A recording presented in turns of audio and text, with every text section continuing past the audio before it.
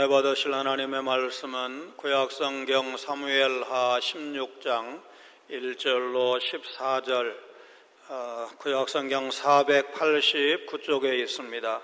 사무엘하 16장 1절부터 14절까지의 말씀을 우리 한 목소리로 봉독하시겠습니다. 1절입니다. 다윗이 마루턱을 조금 지나니 무비보셋의 종 시바가 안장 지은 두 나귀에 떡 200개와 건포도 100송이와 여름과일 100개와 포도주 한 가죽 부대를 싣고 다윗을 맞는지라. 왕이 시바에게 이르되 네가 무슨 뜻으로 이것을 가져왔느냐 하니 시바가 이르되 나에게는 왕의 가족들이 타게 하고 떡과 과일은 청년들이 먹게 하고 포도주는 들에서 피곤한 자들에게 마시게 하려 함이니이다. 왕이 이르되 내 주인의 아들이 어디 있느냐 하니 시바가 왕께 아뢰되 예루살렘에 있는데 그가 말하기를 이스라엘 족속이 오늘 내 아버지의 나라를 내게 돌리리라 하나이다 하는지라. 왕이 시바에게 이르되 무비보셋에게 있는 것이 다 내 것이니라 하니라. 시바가 이르되 내가 잘하나이다. 내 주 왕이여 내가 왕 앞에서 은혜를 입게 하옵소서 하니라. 다윗 왕이 바울임에 이름에 거기서 사울의 친족 한 사람이 나오니 게라의 아들이요 이름은 시므이라. 그가 나오면서 계속하여 저주하고 또 다윗과 다윗 왕의 모든 신하들을 향하여 돌을 던지니 그때 모든 백성과 용사들은 다 왕의 좌우에 있었더라. 시므이가 저주하는 가운데 이와 같이 말하니라. 피를 흘린 자여 사악한 자여 가거라 가거라. 사울의 족속의 모든 피를 여호와께서 내게로 돌리셨도다. 그를 이어서 네가 왕이 되었으나 여호와께서 나라를 내 아들 압살롬의 손에 넘기셨도다. 보라 너는 피를 흘린 자이므로 화를 자초하였느니라 하는지라. 수르야의 아들 아비새가 왕께 여짜오되 이 죽은 개가 어찌 내 주왕을 저주하리이까. 청하간대 내가 건너가서 그의 머리를 베게 하소서 하니 왕이 이르되 수르야의 아들들아 내가 너희와 무슨 상관이 있느냐. 그가 저주하는 것은 여호와께서 그에게 다윗을 저주하라 하심이니 네가 어찌 그리하였느냐 할 자가 누구겠느냐 하고 또 다윗이 아비새와 모든 신하들에게 이르되 내 몸에서 난 아들도 내 생명을 해하려 하거든 하물며 이 베냐민 사람이랴 여호와께서 그에게 명령하신 것이니 그가 저주하게 버려두라. 혹시 여호와께서 나의 원통함을 감찰하시리니 오늘 그 저주 때문에 여호와께서 선으로 내게 갚아 주시리라 하고 다윗과 그의 추종자들이 길을 갈 때에 시므이는 산 비탈로 따라가면서 저주하고 그를 향하여 돌을 던지며 먼지를 날리더라. 왕과 그와 함께 있는 백성들이 다 피곤하여 한 곳에 이르러 거기서 쉬니라. 아멘. 압살롬이 아버지가 이스라엘의 왕이 되고 초기에 7년 동안 다스렸던 헤브론에서 반란을 일으켰습니다. 반란 소식을 접한 다윗은 맞서 싸우는 것을 피하고 피난하는 쪽을 택했습니다. 종이 여기 있사오니 선이 여기시는 대로 내게 행하시옵소서. 지금의 시련과 고통은 전적으로 자신에게 책임이 있다고 말하고 있습니다. 또 하나님께서 허락하시면 예루살렘으로 환도할 수 있을 것으로 생각하고 자발적으로 이 왕의 피난길에 동참한 사독과 아비아달 두 제사장 그리고 레위 사람들 여호와의 언약궤를 예루살렘으로 돌려보냈습니다. 귀한 자식 매 한 대 더 때린다는 속담이 있습니다. 자식이 귀할수록 바로 가르치기 위해서 매를 든다는 뜻입니다. 중국은 1979년부터 한 자녀만 법적으로 허용을 하다 2015년에 폐지를 했습니다. 원 차일드 네이션, 한 자녀 국가라는 이 다큐멘터리는 중국의 한 자녀 정책을 조명하는 강력하고 시사하는 바가 많은 다큐멘터리입니다. 한국 역시 저출생으로 인해서 한 자녀 가정이 많습니다. 그러다 보니까 왕자병, 공주병 환자가 많습니다. 자기가 최고라는 자부심도 필요하지만 가정과 우리 사회가 더불어 살아가는 공동체라는 것도 강조해서 가르쳐야 합니다. 젊은 교사가 자살하는 교육적 풍토에 대한 우리 사회 공동체 안에서 문제의식이 공유되어야 합니다. 하나님은 성도의 아버지이십니다. 그분도 때로는 매를 들고 자기 백성을 징계하십니다. 히브리서 12장 5절로 10절 말씀을 같이 읽겠습니다. 또 아들들에게 권하는 것 같이 너희에게 권면하신 말씀도 잊었도다.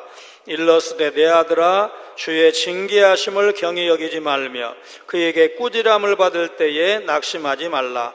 주께서 그 사랑하시는 자를 징계하시고 그가 받아들이시는 아들마다 채찍질하심이라 하였으니 너희가 참음은 징계를 받기 위함이라.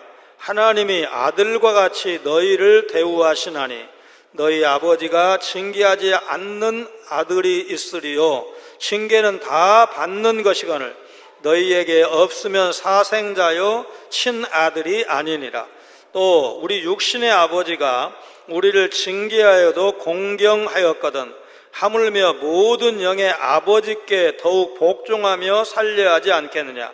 그들은 잠시 자기의 뜻대로 우리를 징계하였거니와 오직 하나님은 우리의 유익을 위하여 그의 거룩하심에 참여하게 하시느니라. 아멘.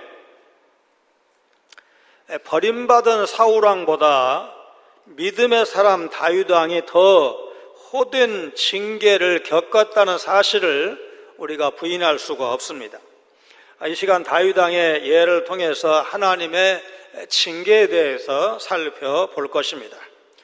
다윗이 감람산 꼭대기를 지난 지 얼마 되지 않았을 때 무비보셋의 종 시바가 많은 양의 음식을 준비해서 왕에게 옵니다. 낙이 2마리에 실어서 가져온 음식이 떡 200개, 건포도 100송이, 여름과일 100개, 그리고 포도주 1가죽 부대였습니다. 시바가 이렇게 많은 양의 음식을 가지고 왕을 찾아온 것은 사무엘상 25장에서 나발의 아내였던 아비가일이 분노한 다윗의 화를 풀어주기 위해서 찾아왔던 일을 연상을 시킵니다. 다윗은 시바에게 무슨 목적으로 그렇게 많은 음식을 준비해 왔는지를 물었습니다. 시바는 걸어서 이제 피난길에 지쳐 있을 왕의 가족을 위해서 나귀를 가져왔다고, 그리고 떡과 과일은 신하들을 위해서, 포도주는 광야에서 피곤해 지친 사람들이 마시도록 가져온 것이라고 대답을 했습니다. 시바는 다윗의 환심을 사면서 무비보셋을 모함함으로써 모종의 이득을 얻으려는 불순한 의도로 왕을 찾아온 것입니다. 시바는 이득을 얻기 위해서 다윗이 겪고 있는 고난을 이용했습니다. 그러나 성도는 다른 사람의 고난을 이용하는 사람이 아니라 고난의 짐을 함께 나누어지는 사람이 되어야 합니다. 난치병 환우를 돕기 위한 특별 헌금도 그 실천 중에 하나라고 생각하시면 될 것입니다. 한국의 노블레스 오블리주의 본복이라고 하는 경주의 최보자 가문에는 원칙이 있었습니다. 과거를 보되 진사 이상의 벼슬은 하지 말라. 재산은 만석 이상을 모으지 말라.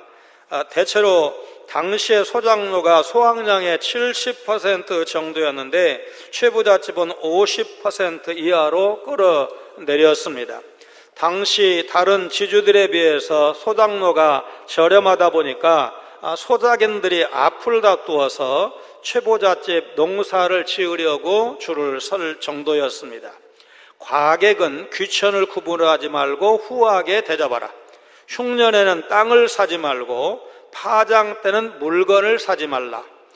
흉년이 들면 한 해에 수천 명씩 굶어 죽어가는 그런 때인데 가난한 사람들이 당장 굶어 죽지 않기 위해서 헐값으로 내놓은 전답을 매입할 수 있었습니다. 심지어 죽뱀이 논까지 등장했는데 이 말이 무슨 말이냐면 죽 한 그릇을 얻어먹고 논 한 마디기를 내어 놓을 정도 상황이 다급하다는 것입니다. 그러나 최부잣집은 이런 짓을 하지 않았습니다. 가문의 시집온 며느리들은 3년 동안 무명옷을 입도록 하라. 부잣집 자부들의 근검 전략과 이웃에 대한 배려가 매우 철저했던 것입니다. 보릿고개 때 새댁들은 쌀이 있지만 쌀밥을 먹지 않았고 또 은수저가 있었지만 은수저도 사용하지 않았다고 합니다. 6번째는 사방 백리 안에 굶어 죽는 사람이 없게 하라. 이 집 사랑채는 한꺼번에 100명 정도를 수용할 수 있는 큰 규모였습니다. 그래도 사람들이 많이 몰려서 방이 모자라게 되면 이제 소작인들 집으로 식량과 반찬을 보내서 숙식을 제공하도록 하고 대신 소장료를 면제해 주었다고 합니다. 최부잣집의 한 해 식량의 소비량이 대략 3,000석 정도 됐는데 천석은 식구들 양식으로, 천석은 과객들 접대하는 것으로, 나머지 천석은 백리 안에 있는 가난한 이웃들을 돌봐주는 데 썼다고 합니다. 하나님은 정직한 사람을 사랑하십니다. 시바의 답변을 들은 다윗은 내 주인의 아들이 어디에 있느냐, 무비보셋이 어디에 있는지를 물었습니다. 이 질문은 아담아 내가 어디 있느냐 하는 하나님의 질문을 떠올립니다. 가인아 내 아우가 어디 있느냐라는 질문과도 같은 형식으로 되어 있는데 하나님은 오늘 우리에게도 물으실 수 있습니다. 내 사명은 어디 있느냐? 너의 주님은 어디 있느냐? 너의 가정은 어디 있느냐? 너의 형제는 어디 있느냐?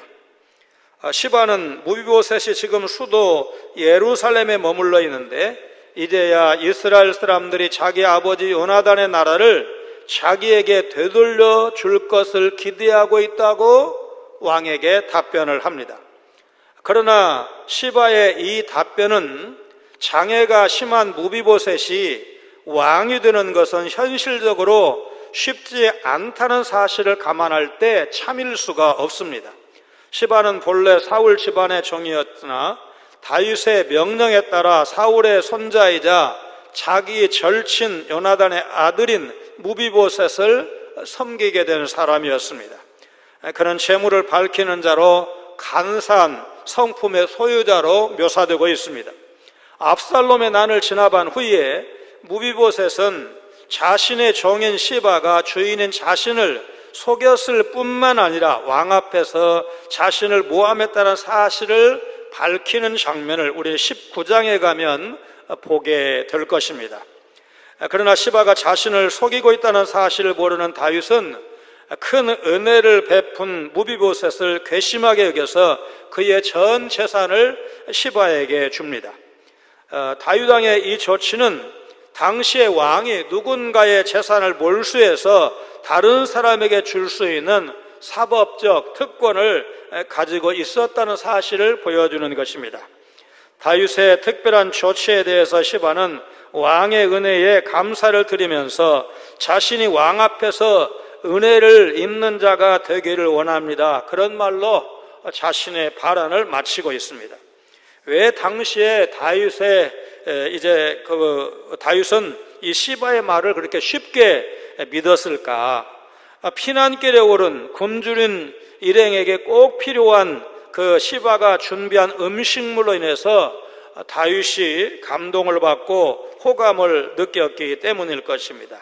또 무비보셋에 대해서 모함을 하는데 터무니없는 말로 모함한 것이 아니고 그가 사울의 손자이기 때문에, 왕손이기 때문에 이제 그럴 법한 말로 모함을 했기 때문에 다윗이 넘어갔을 것입니다. 아닌 게 아니라 무비보셋은 본래 사울 왕가에 속하는 왕손이었고 어쩌면은 압살롬의 반란을 은근히 반길 수도 있었을 것입니다. 당시에 다윗은 압살롬에게 쫓기는 다급한 입장이었기 때문에 전후 사정을 깊이 생각할 여유가 없었을 것입니다. 하나님은 이전에 다윗을 책망하셨습니다. 다윗이 밧세바를 취한 후 그 범죄를 숨기기 위해서 그녀의 남편이자 충신인 우리아를 제일 위험한 전투 지역에 투입해서 죽게 했기 때문입니다. 하나님의 징계를 받아 이제 왕 다윗은 도망자가 되고 시바 같은 그런 말하자면 하찮은 존재에게도 기만을 당합니다. 그는 시바에게 속아 그의 말을 곧이곧대로 믿었고 자신이 큰 은혜를 베푼 요나단의 아들 무비보셋이 자신을 배신했다고 확신했습니다. 이 일은 결과적으로 왕으로서 현명치 못한 처사였습니다. 다윗은 나중에 시바에게 속았다는 걸 알게 되는데 그때 그의 마음이 어땠을까? 우리아를 속여서 죽게 했던 치사한 자신이 주인 무비보셋의 재산을 가로채려는 시바보다 훨씬 더 큰 악을 행했다는 사실을 인정할 수밖에 없었을 것입니다. 하나님은 우리를 징계하셔서 우리의 죄악을 떠올리게 하실 때가 있습니다. 혹시 최근에 겪은 억울한 일 때문에 오랫동안 잊고 있던 자신의 죄가 생각난 적이 있습니까?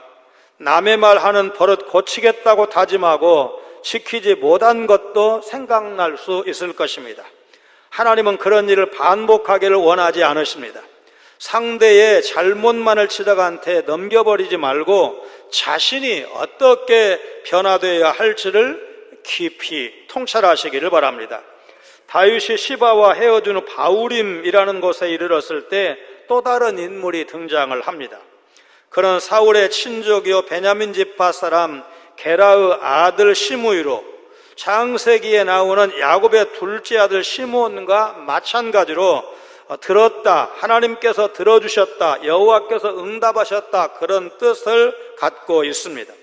예루살렘에서 길갈 쪽으로 약 6km 지점에 위치한 감람산 동쪽에 있는 바우림은 시므이의 고향이었습니다.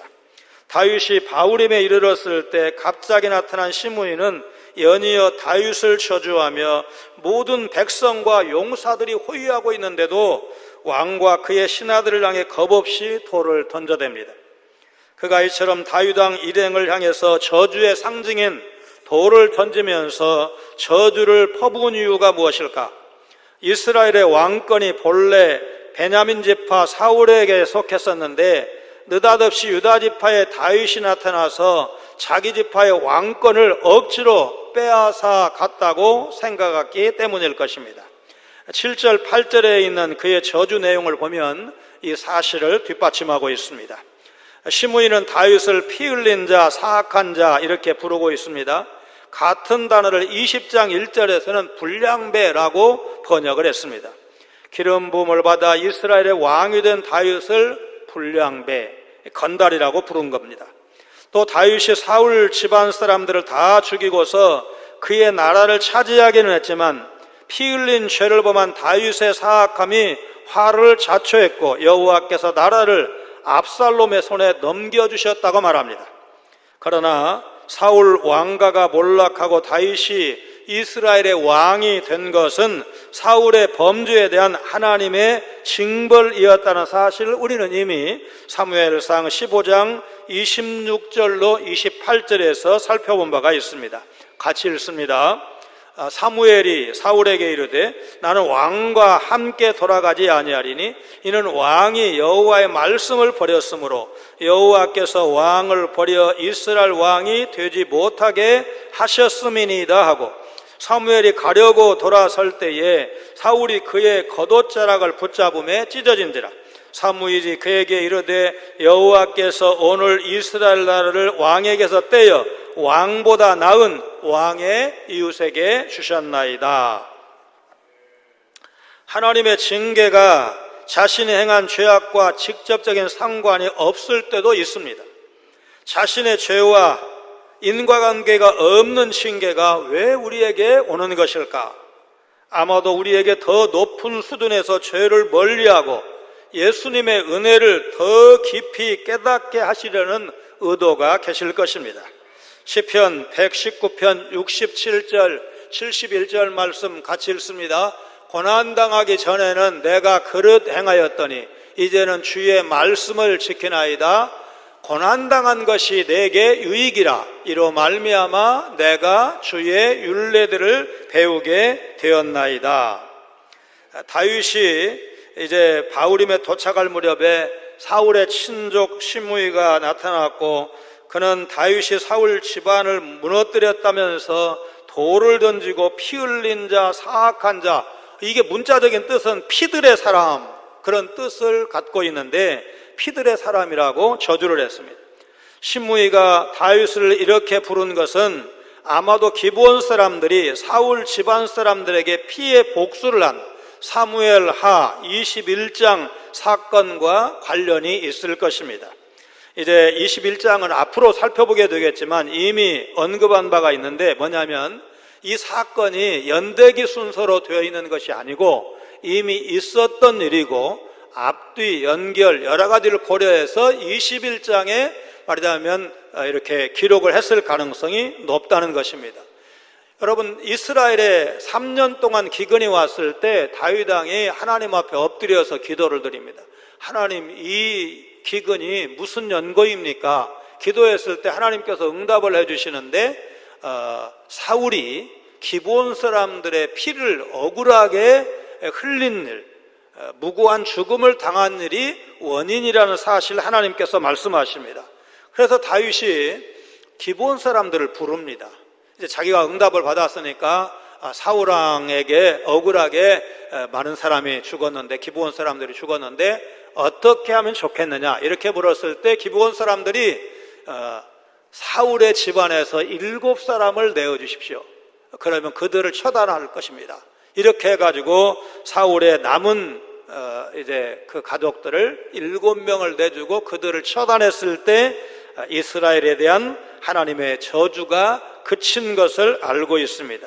그래서 지금 시므이가 바로 이 사건을 염두에 두고 다윗을 비난하는 것입니다. 또 사무엘하 3장 22절부터 4장 12절에서 이미 살펴본 아브넬과 이스보셋이 죽은 책임도 다윗에게 돌리는 것으로 보입니다. 시므이는 여호와께서 사울 족속을 죽인 다윗에게 벌을 내리셨고 그 아들 압살롬에게 이스라엘을 넘기셨다고 말하는데, 이 내용만 보면 다윗은 억울할 수밖에 없습니다. 이미 살펴본 바와 같이 그는 사울과 요나단, 이스보셋의 죽음과 아무런 관련이 없습니다. 세상의 원리대로만 한다면 마땅히 시므이에게 분노하고 본때를 보이는 것이 맞습니다. 그런데 다윗은 시므이의 저주조차도 하나님의 징계로 받아들이고 있습니다. 이사야서 53장 5절, 요한복음 1장 29절, 누가복음 23장 34절을 차례로 읽습니다. 그가 찔림은 우리의 허물 때문이요 그가 상함은 우리의 죄악 때문이라. 보라, 세상죄를 지고 가는 하나님의 어린 양이로다. 예수께서 이르시되 아버지, 저들을 사하여 주옵소서. 자기들이 하는 것을 알지 못함이니이다. 십자가형을 집행한 골고다의 백부장조차 이 사람은 정령 의인이었도다 인정할 만큼 예수님은 한 점의 죄도 없이 채찍질과 침뱉음을 당하시면서 창조주 하나님이시면서 피조물로부터 조롱과 멸시를 받으시면서 죄인들이 지어야 할 십자가에 달려서 억울한 죽음을 죽으셨습니다. 우리는 이 십자가의 은혜를 기억하면서 억울한 일을 당해도 보복하지 않고 죄짓지 않아야 한다는 사실을 생각하게 됩니다. 시므이의 저주를 참다 못한 수르의 아들 아비새는 그를 죽은 개라고 칭하면서 그가 더 이상 저주하지 못하도록 당장 건너편으로 건너가서 그의 머리를 베는 것을 허락해 주시옵소서 전하, 이렇게 요청을 했습니다. 출애굽기 22장 28절에 너는 재판장을 모독하지 말며 백성의 지도자를 저주하지 말지니라. 율법이 지도자를 저주하는 행동을 죄로 규정하고 있기 때문에 아비새의 이 요청은 충분히 요청할 만한 내용입니다. 다윗은 아비새를 수르야의 아들들아 이렇게 부르고 있는데 아마도 그의 형 요압 장군도 동생과 같은 생각을 하고 있었고, 전하, 아비새의 말이 타당한 줄로 아옵니다. 저 시므이의 목을 베어야 할 줄로 압니다. 아마도 그렇게 했던 걸로 보입니다. 다윗은 시므이의 저주가 여호와께서 시키신 거나 다름없기에 그를 나무랄 수 없다는 말로 자기 생각을 분명히 밝힙니다. 오늘 본문의 저주와 사무엘하 12장에서 나단 선지자로부터 받았던 공격과 비교해 볼 수가 있는데, 그 일은 다윗에게 분명히 잘못이 있었습니다. 밧세바와 간음하고 그 남편 우리야를 죽인 살인죄를 범했습니다. 따라서 선지자 나단의 공격은 다윗에게 해당되는 공격이 맞습니다. 그 자리에는 다른 사람은 없었고 다윗 왕 혼자서 나단 선지자로부터 공격을 받았습니다. 그러나 오늘 본문 상황은 독대가 아닙니다. 왕실, 가족과 지휘관, 군대가 지켜보이는 자리, 곧 공개적으로 왕이 망신을 당하고 있는 것입니다. 시므이와 같은 존재없는 필부의 저주가 아니라 왕을 가장 사랑하고 아끼는 하나님께서 세우신 정식 선지자의 공격을 사무엘하 12장에서는 받았습니다. 더구나 그때는 저주가 아니라, 말하자면 근거 없는 억울한 저주가 아니라 자기 죄에 대한 정당한 공격이었고, 다윗은 꼬꾸라졌습니다. 내가 나쁜 사람이라고 실토를 했습니다. 아비새에게 시므이를 내버려 두라고 지시한 다윗은 아비새와 모든 신하에게도 비슷한 말로 시므이의 저주를 하나님의 뜻으로 받아들이겠다는 자신의 각오를 밝힙니다. 그는 자기 몸에서 난 자식 압살롬도 자기 목숨을 노리고 있는데 하물며 사울왕과 같은 족속인 베냐민 사람인 시므이야 더 말해서 무엇 하겠느냐는 말로 자신의 처량한 신세에 대해서 한탄을 합니다. 그는 여호와께서 시므이에게 그렇게 하도록 시키시는 것이기 때문에 저주하도록 내버려 두라는 것입니다. 그러면서도 그는 여호와께서 자신의 비참한 모습을 보시고 시므이가 한 저주 대신에 좋은 것으로 갚아 주실 것이라는 기대감을 솔직하게 12절에서 표현하고 있습니다. 다윗은 그를 처단할 충분한 힘이 있었지만 시므이의 저주를 믿음의 눈으로 바라봤습니다. 라이트 미들급 권투 선수 출신이 시비가 붙어도 맞으면 맞았지 주먹으로 때리지 않았다는 말을 들은 적이 있습니다.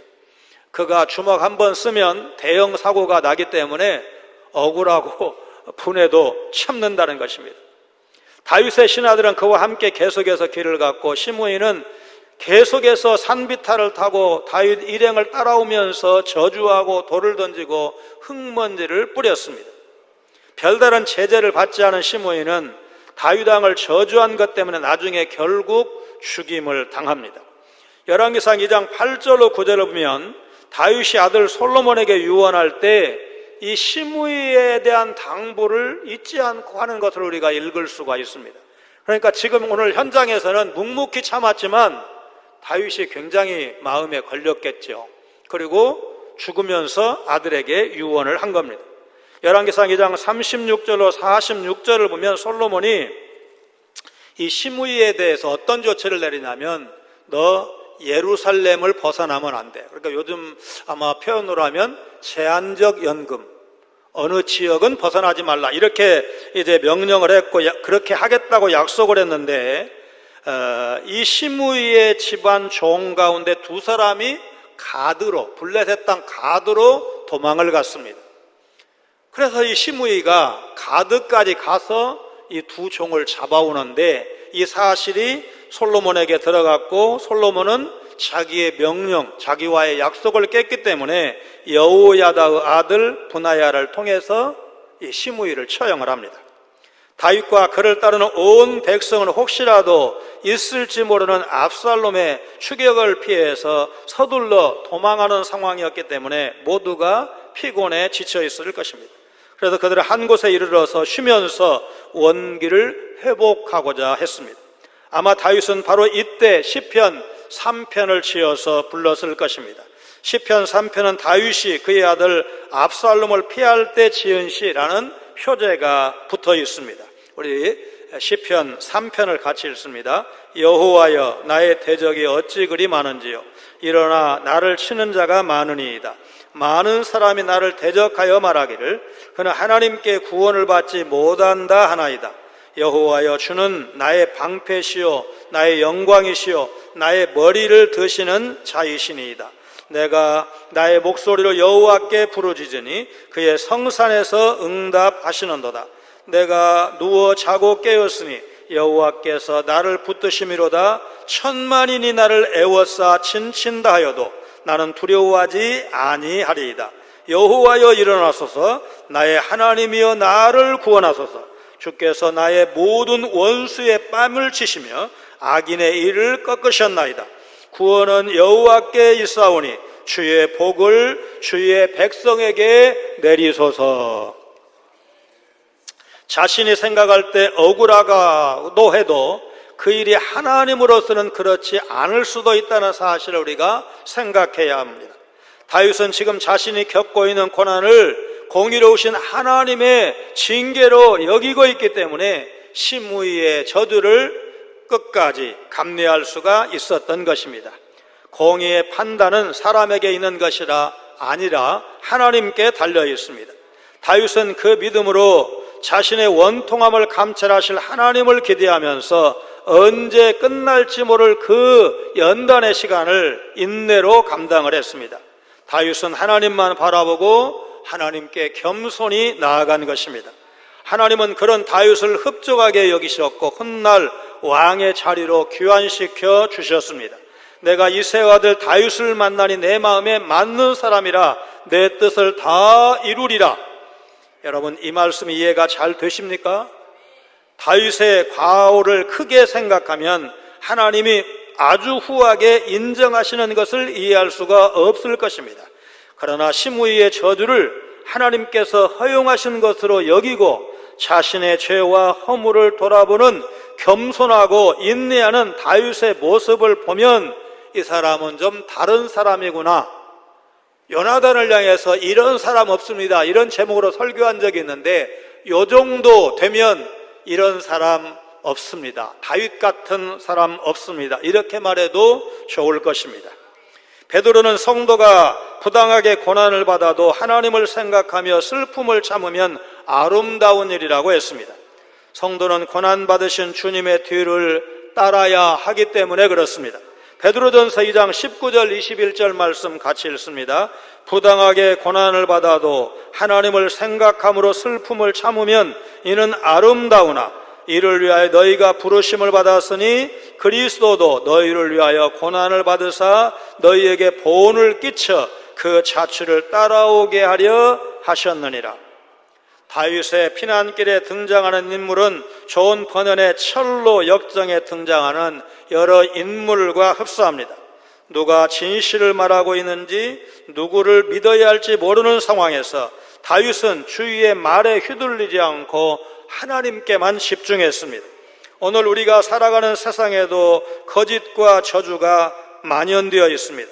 조금만 지나면 진실이 드러날 일을 대리인을 통해서 교묘하게 말장난을 하는 사람들을, 지도자들을 볼 수가 있습니다. 순종의 길 끝에 결국 하나님이 예비하신 선한 결말이 있을 것을 신뢰하면서 끝까지 하나님을 의지하시길 바랍니다. 하나님의 징계는 죄를 깨닫게 할 뿐만 아니라 우리를 단련시키기 위한 것입니다. 징계가 진행 중일 때는 괴롭고 억울할 수도 있지만 겸손히 인내하면 결국 고난당한 것이 내게 유익이 되었습니다. 합력하여서 선을 이루신다고 하신 주의 말씀을 체험했습니다. 징계 후에 더욱 성숙해지는 자신의 신앙을 경험하게 될 것입니다. 믿으시기를 주님의 이름으로 축원합니다. 거룩하신 하나님, 때로 하나님은 징계와 고난을 통해서도 성도를 훈련하시기 때문에 성도는 그 징계와 고난을 겸손히 받고 자신을 돌아보며 연단한 기회로 삼아야 한다는 사실을 배우게 하시니 감사를 드립니다. 지난 삶을 돌아보며 잘못된 길에서 돌아설 것을 결심하는 성도들 되게 하여 주옵소서. 하나님은 그분의 사랑하시는 자녀에게 징계를 허락하신다는 사실을 다른 사람도 아닌 믿음의 사람 다윗의 일생을 통해서 배우고 있사오니 고난에 대처하는 다윗을 통해 오늘을 살아가는 우리 성도들 깊이 깨달아야 할 진리가 있는 줄로 믿습니다. 성도는 은혜를 생각하며 죄를 멀리해야 한다는 것을 기억하며 거룩한 삶을 살게 하여 주옵소서. 다윗은 징계를 받으면서도 하나님께 자신의 원통함을 고백하며 모든 것을 감찰하신 하나님이 선으로 갚아 주실 것을 믿었고 결국 반란을 진압하고 예루살렘으로 돌아오는 결말을 보면서 고난의 때를 살아가는 우리 성도들이 너무 많이 낙심하지 않게 하여 주옵소서. 합력하여 선을 이루게 하시는 하나님을 경험하고 누리는 우리 성광의 성도들 되게 하여 주옵소서. 예수님 거룩하신 이름으로 간절히 기도하옵나이다. 아멘.